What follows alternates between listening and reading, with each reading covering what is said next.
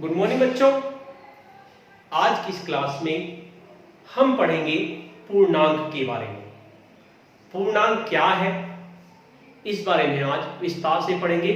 इससे पहले हम प्राकृतिक संख्याओं के बारे में जान चुके हैं कि प्राकृतिक संख्याएं किसे कहते हैं। मैंने आपको पहले ही बताया था, जो गिनती की संख्याएं होती हैं जैसे 1 2 3 4, जो गिनती की संख्याएं होती हैं उन्हें हम प्राकृतिक संख्याएं कहते हैं। अच्छा, उसके बाद मैंने बताया था यानी कि प्राकृतिक संख्याएं क्या थी आपकी 1 2 3 4 जो प्राकृतिक संख्याएं थी ये आपकी प्राकृतिक संख्याएं थी, ये मैंने आपको बता दिया था। उसके बाद हमने पढ़ा, वैसे तो ये क्लास 6 का टॉपिक है लेकिन क्लास 7 और क्लास 8 के बच्चों के लिए बहुत ही महत्वपूर्ण है, क्योंकि क्लास 7 और क्लास 8 के बच्चे जब तक पूर्णांक के बारे में अच्छी तरह से नहीं जान पाएंगे तब तक उनका चैप्टर परिमेय संख्या शुरू नहीं हो सकता। इसलिए पूर्णांक का जो टॉपिक है वो सभी क्लास के लिए बहुत ज्यादा इंपॉर्टेंट है। हमने बताया प्राकृतिक संख्याएं 1 2 3 4। उसके बाद हमने पढ़ा अगर प्राकृतिक संख्याओं में जीरो को भी जोड़ दिया जाए, ये पहला गोला जो है आपका प्राकृतिक संख्याओं का हो गया, और अगर इसमें शून्य को जोड़ दिया जाए, शून्य यानी शून्य और प्राकृतिक संख्याएं, तो दूसरा गोला जो आपका हो गया, पहला गोला आपका प्राकृतिक संख्याओं का था, प्राकृतिक संख्याओं, और दूसरा गोला आपका हो गया पूर्ण संख्याएं, यानी प्राकृतिक संख्याओं में पूर्ण संख्याओं को भी अगर हम जोड़ दें तो जीरो को जोड़ दें तो हमारी पूर्ण संख्याएं बन जाती हैं। अब बात आती है कि ये पूर्णांक क्या है। अब प्राकृतिक संख्याओं में मैंने आपको एक नियम लगाया था, योग का संवरक प्रगुण। योग का संवरक प्रगुण के बारे में मैंने आपको बताया था, संवरक प्रगुण।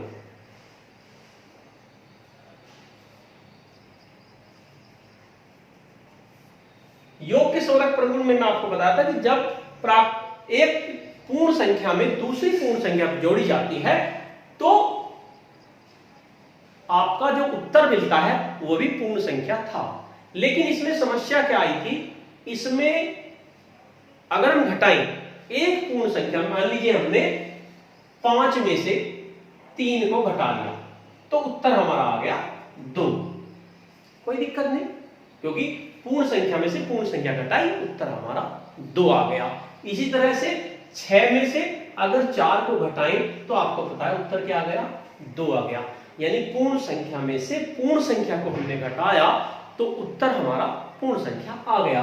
समस्या कहां आती है, समस्या आती है अगर हम 4 में से 6 घटा दें तो उत्तर क्या आए। हमें उत्तर का पता नहीं चला। जब 4 में से हमने 6 घटाया तो हम क्या कहेंगे, 4 में से तो 6 घट ही नहीं सकता, क्योंकि 4 बड़ा है और 4 छोटा है और 6 बड़ा है।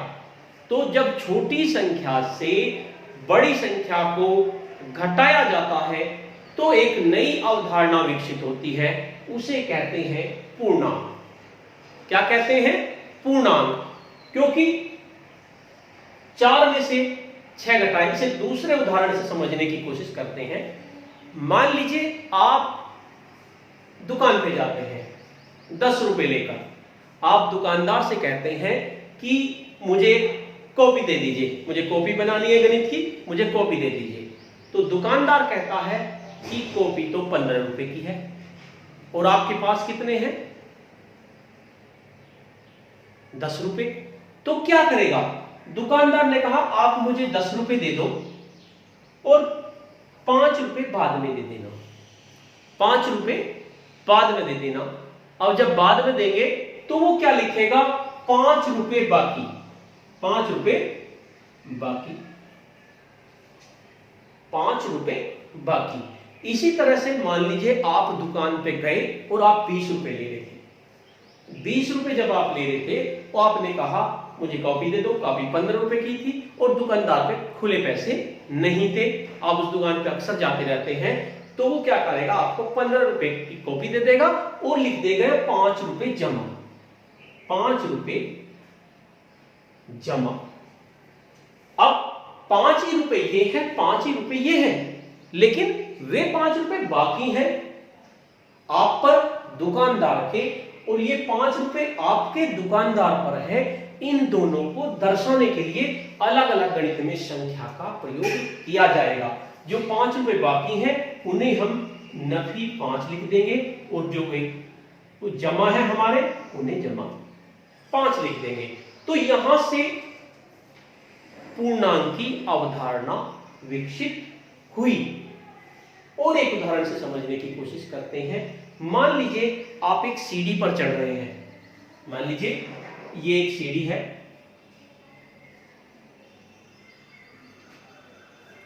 आप 2 कदम ऊपर को चढ़े, या आप यहां पर खड़े हुए हैं, 2 कदम आप पीछे को हटे। आगे बढ़ना और पीछे हटना कदम तो 2 ही है, तो डिफरेंस कैसे करा जाए? जो आगे को बढ़ेगा उसे जमा 2 लिख देंगे, जो आगे को बढ़ा इसे जमा 2 लिख देंगे, इसे जो आगे पीछे को घटा इसे नफी 2 लिख देंगे। तो इसलिए जो नफी के हैं उन्हें ऋणात्मक संख्याएं कहेंगी, जो जमा की हैं उन्हें धनात्मक संख्याएं कहेंगी, और इनके बीच में क्या है? जीरो।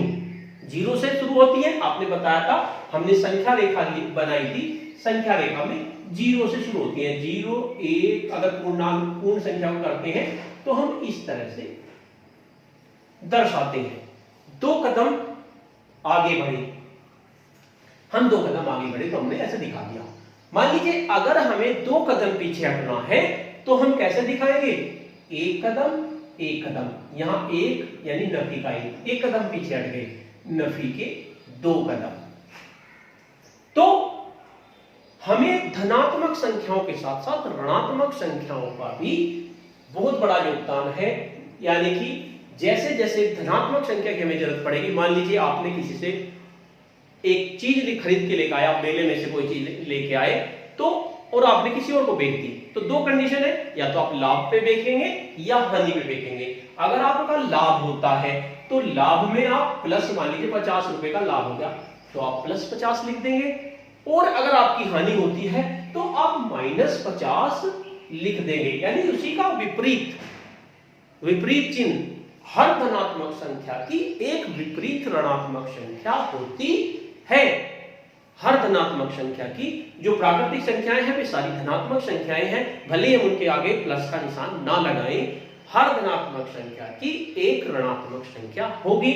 तो अगर लाभ है तो हमने प्लस 5 लिख दिया, 50 लिख दिया, और हानि है तो माइनस 5 लिख दिया। इसी तरह से समुद्र तल है, अगर इससे ऊपर जाएंगे तो धनात्मक, नीचे जाएंगे तो ऋणात्मक। अब एक उदाहरण देखते हैं। गर्मी के दिनों में मान लीजिए टेम्परेचर 20 डिग्री है, कहीं का 20 डिग्री सेंटीग्रेड है गर्मी में, 20 डिग्री। और बहुत सी बार ऐसा होता है जहां बर्फ पड़ती है वहां टेम्परेचर 0 से भी नीचे चला जाता है, तो उसे हम कैसे दर्शाएंगे? माइनस के 20 डिग्री। तो इससे आपका जो पूर्णांक संख्या है उस विकसित हुई। तो प्रत्येक धनात्मक के बराबर एक ऋणात्मक संख्या होती है, और धनात्मक, ऋणात्मक और शून्य के योग को, सम्मिलित समूह को पूर्णांक कहते हैं। तो हम कैसे लिखेंगे पूर्णांक के बारे में? अब पूर्णांक के बारे में कैसे लिखेंगे? पूर्णांक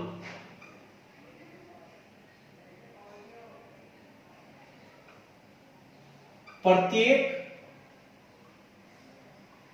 धनात्मक संख्या, मान लीजिए आपको प्लस का 50 लिखना है तो उसका माइनस 50 भी होगा, लाभ 50 का है तो हानि भी तो होगी। प्रत्येक धनात्मक संख्या के समतुल्य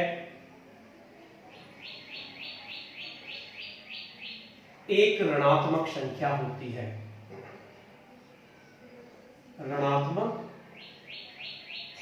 संख्या होती है। अतः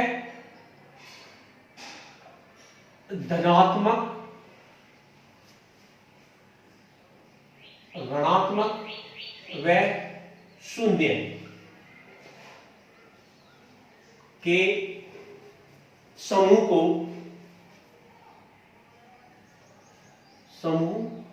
को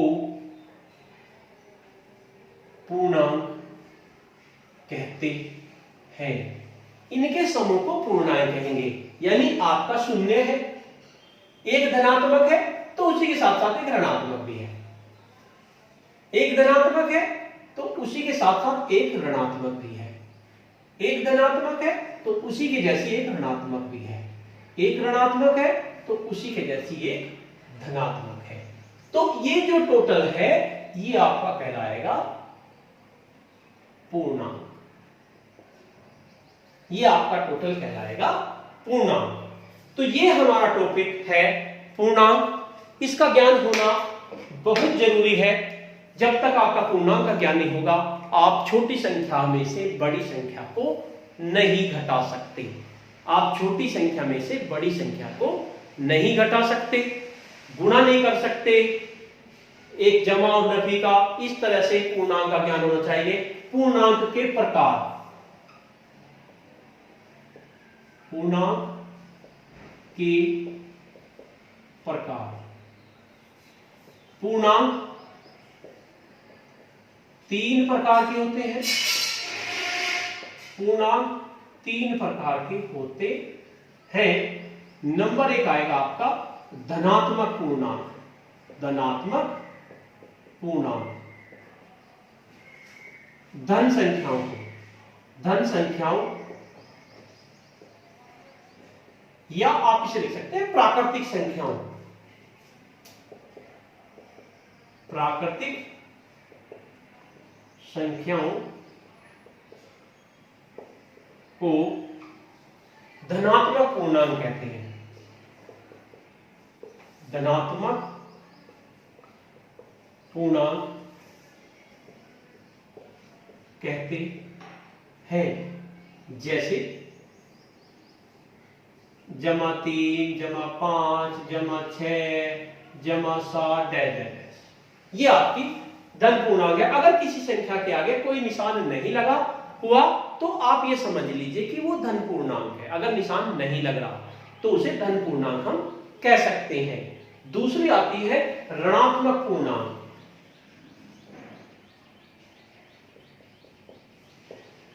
ऋणात्मक पूर्णांक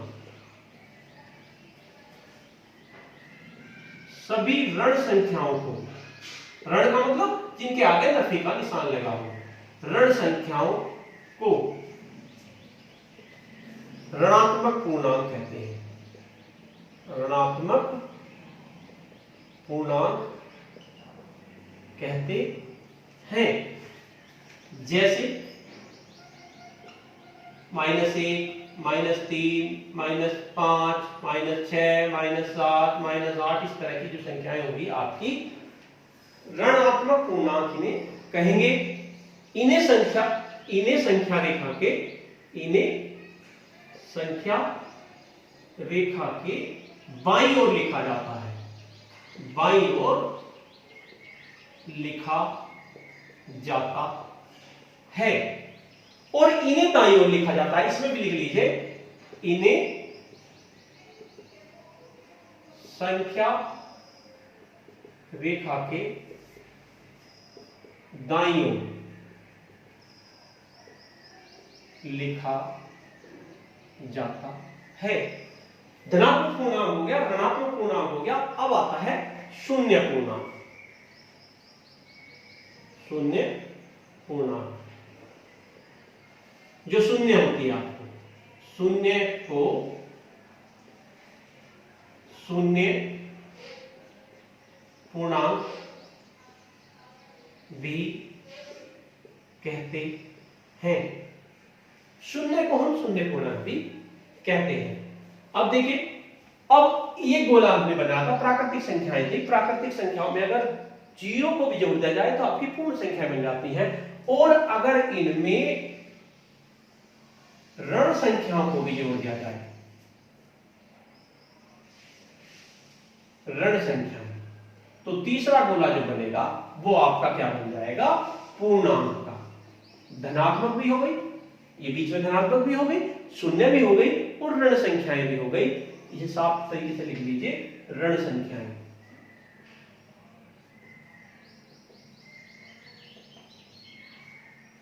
तो ये आपका हो गया पूर्णांक। जो आपकी शून्य होता है वो बिल्कुल यहां पर होता है मध्य में, जो आपकी संख्या रेखा है। इधर को आप धनात्मक पूर्णांक लिखेंगे, यानी दाईं ओर धनात्मक पूर्णांक, ये दायां भाग हो गया क्योंकि हम सीधा हाथ है, इधर हमारा सीधा हाथ है। और इधर क्या होंगे, ऋणात्मक पूर्णांक, ऋणात्मक पूर्णांक, ये बाईं तरफ होगा, बाईं तरफ। तो ये हुआ हमारा पूर्णांक के बारे में, जो आपका क्लास 6, क्लास 7, क्लास 8 के लिए बहुत इंपॉर्टेंट टॉपिक है।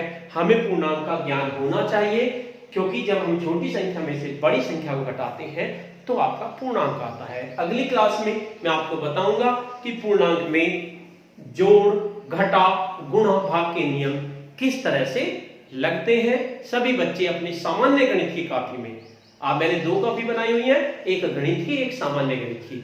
आप सामान्य गणित की कॉपी में 6, 7, 8 वाले इस सारे टॉपिक को उतार लीजिए। धन्यवाद।